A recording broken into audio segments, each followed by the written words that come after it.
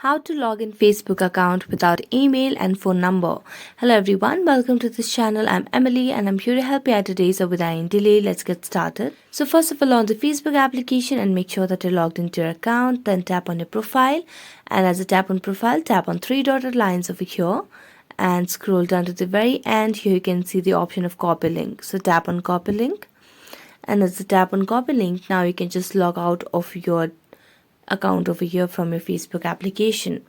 Now just for your example, I'm gonna log out of this application over here, and as I tap on log out, it will give me a page something like this as shown on the screen over here. So here you can see, so all I have to do is just tap on pasting the link that we had copied from the profile. So just tap on the mobile number and paste the link over here. Just make sure that you mention only the digits or the numbers that we have copied. So just paste the numbers only, the rest you can just delete it. After that, just mention your password over here, and as you tap on your password, then you can just log in, and here you can see you have logged in Facebook account with our email and phone number. So that's it. Thank you so much for watching this video and see you next time.